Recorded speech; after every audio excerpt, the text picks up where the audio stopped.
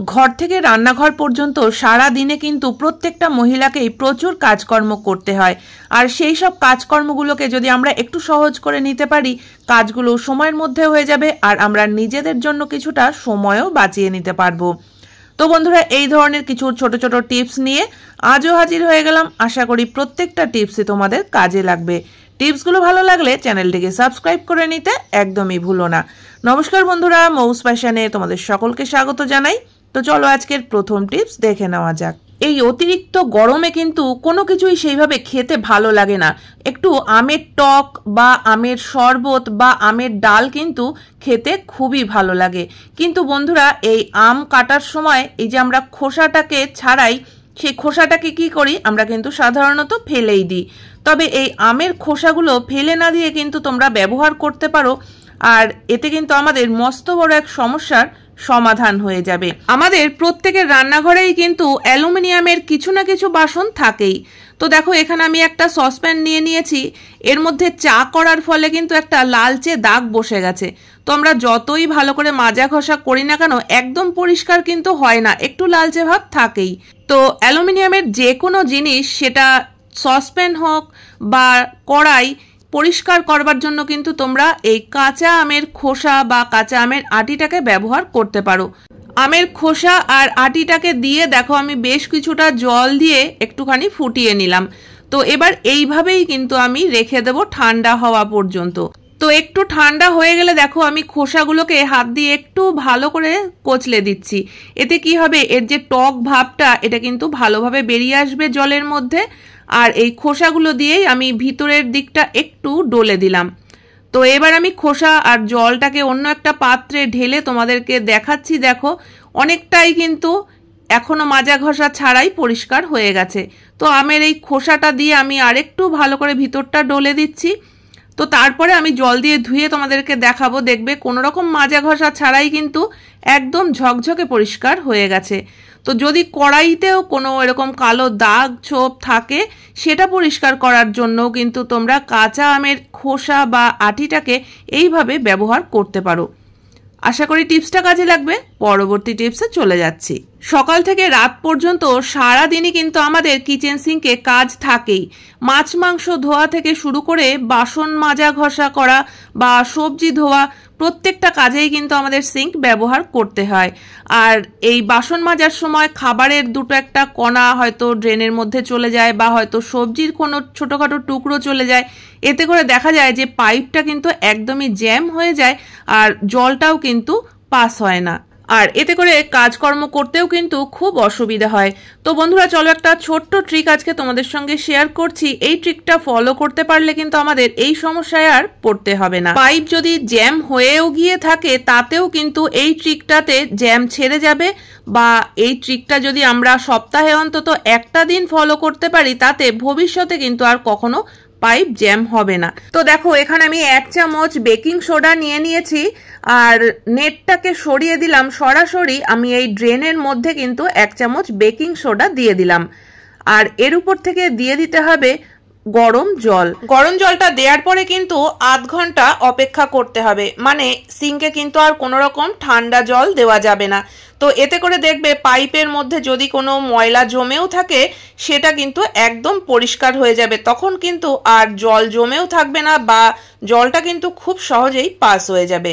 ট্রিকটা ভালো লাগলে অবশ্যই লাইক করো। তো পরবর্তী টিপসে চলে যাচ্ছি। আমরা অনেক সময় কিন্তু বাড়িতে দুধ কাটিয়ে ছানা তৈরি করি। আর বন্ধুরা, এই যে ছানা তৈরির পরে ছানার যে জলটা, এটা কিন্তু সাধারণত আমরা ফেলে দিই, কারণ এটা কোনো কাজেই আমরা ব্যবহার করি না। তবে বন্ধুরা, ছানার জলের কিন্তু যথেষ্ট উপকারিতা রয়েছে। সেটা আমরা কেউ কেউ হয়তো জানি, বা কেউ কেউ হয়তো জানি না। তো নিজেদের অজান্তেই জলটাকে ফেলে দিই। তো দেখো, এখানে আমি ছানাটাকে আলাদা করে নিয়েছি, ছানার জলটাকে আলাদা করে নিয়েছি। এটা ফেলে না দিয়ে কিন্তু আমরা কাজে ব্যবহার করতে পারি। তো আমাদের কিন্তু প্রত্যেক দিনই রুটি বা লুচি পরোটা করার জন্য আটা ময়দা মাখতেই হয়। তো আমরা আটা বা ময়দা মাখার সময় নর্মাল যে জল দিয়ে মাখি, তার বদলে কিন্তু এই ছানার জলটা দিয়ে আটা বা ময়দাটাকে মেখে নিতে পারো।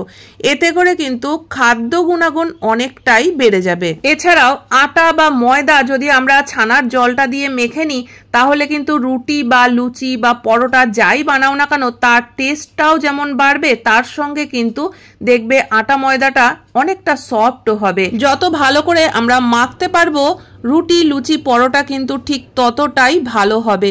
তো দেখতেই পাচ্ছ আটাটা কতটা ভালো হয়েছে মাখা, কতটা সফট হয়েছে। তো এবার এই আটা দিয়েই আমি রুটি তৈরি করে তোমাদেরকে দেখাচ্ছি। রুটিটা কিন্তু খুব সুন্দরভাবে ফুলেছে।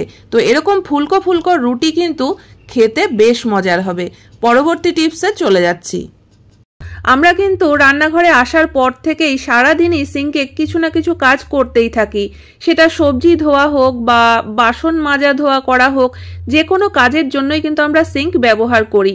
তো অনেক সময়ই দেখবে যে কাজ করতে গিয়ে সিঙ্কে এরকম জল দাঁড়িয়ে যায়। ড্রেনটাকে আমরা যতই ক্লিয়ার করে দেওয়ার চেষ্টা করি না কেন দেখবে সেই জল কিন্তু দাঁড়িয়েই থাকে, যায় না। তো অনেক সময় আমাদের কিন্তু লোক ডাকতে হয় এটা পরিষ্কার করার জন্য। তো এর পেছনে কোনো রকম টাকা পয়সা খরচা না করে কিন্তু তোমরা ঘরে এই পদ্ধতিতে একবার ট্রাই করতে পারো। তো দেখো এখানে আমি একটা গ্লাস নিয়ে নিয়েছি, আর এই যে ড্রেনের উপরে যে নেটটা ছিল সেটাকে সরিয়ে দিয়ে এই ড্রেনের মুখেই একটা গ্লাস দিয়ে বেশ কয়েকবার এরকম একটু প্রেসার করলাম। তো এই প্রেসারেই কিন্তু দেখবে জলটা একদম চলে যাবে। তো এরপরে কল খুলেও তোমাদেরকে দেখাচ্ছি, দেখো জল কিন্তু আর আটকাচ্ছে না। তো যখনই তোমাদের এরকম সিঙ্কে জল দাঁড়িয়ে যাবে, এরকম সমস্যা যখনই তোমাদের সঙ্গে হবে, তখনই কিন্তু তোমরা এইভাবে নিজেরাই পরিষ্কার করে নিতে পারবে। টিপসটা কেমন লাগলো অবশ্যই কমেন্ট করে জানিও। তো চলে যাচ্ছি এর পরবর্তী টিপসে। তো বন্ধুরা দেখো এখানে আমি সসের প্যাকেট নিয়ে নিয়েছি। এই ধরনের সসের প্যাকেট কিন্তু আমাদের প্রায় সবার বাড়িতেই থাকে। আর এই সস যখন ফুরিয়ে যায় ফাঁকা প্যাকেটগুলো কিন্তু আমরা ফেলে দিই, কারণ সেগুলো কোনো কাজেই লাগে না। তবে বন্ধুরা আজকে একটা দুর্দান্ত ট্রিক তোমাদের সঙ্গে শেয়ার করছি। সস ফুরিয়ে যাওয়ার পরে এই যে ফাঁকা প্যাকেটগুলো, এগুলো কিন্তু ফেলে না দিয়ে দুটো একটা অন্তত রেখে দিতে পারো। আর এগুলো কিন্তু আমাদের খুবই কাজে লাগবে। তো কি কাজে লাগবে আর কিভাবে এটা কাজে লাগানো যেতে পারে চলো সেটা দেখে নেওয়া যাক। তো দেখো এই যে ফাঁকা যে প্যাকেটটা রয়েছে এর মধ্যে আমি জল ভরে নিচ্ছি, একদম ভর্তি করে জল ভরে নেব। আর এবার মুখটাকে আটকে নিয়ে আমি এটাকে রেখে দিচ্ছি ডিপ ফ্রিজে যতক্ষণ পর্যন্ত জলটা না ভালোভাবে বরফ হয়ে যাচ্ছে। তো 1.5 থেকে 2 ঘন্টা রাখলেই কিন্তু দেখবে যে ভালোভাবে বরফটা তৈরি হয়ে যাবে। তো এরকমই একটা প্যাকেট কিন্তু বরফ বানিয়ে তোমরা ডিপ ফ্রিজে রেখে দিতে পারো। তো এবার বলি যে এটা আমরা কিভাবে ব্যবহার করব। অনেক সময় কিন্তু কাজকর্ম করতে গিয়ে বা খেলাধুলো করতে গিয়ে হাতে পায়ে চোট লেগে যায়, বা হয়তো হাঁটুতে কোমরে অনেক সময় ব্যথা হয়। তো তখন কিন্তু ডাক্তার দেখবে এরকম ঠান্ডা সেক দিতে বলে। তো তার জন্য প্রয়োজন হয় আইস প্যাকের, কিন্তু আইস প্যাক কিন্তু আমাদের সবার ঘরে সবসময় থাকেও না। তো তখন কিন্তু এই ঠান্ডা বরফের শেকটা দিতে খুবই অসুবিধা হয়ে যায়, আর না হলে অনেক সময় আমাদের আইস প্যাক কিন্তু কিনে আনতে হয়। তো কোনো রকম কেনারও প্রয়োজন পড়বে না বা কোনো ঝামেলাতেও পড়তে হবে না। এই যে ফাঁকা প্যাকেটটা রয়েছে এর মধ্যে জল ভরে যদি আমরা বরফ বানিয়ে নিতে পারি, তো এটা দিয়েই কিন্তু আমরা ভালোভাবে শেকটা দিয়ে নিতে পারবো, ব্যথাও কিন্তু কমে যাবে।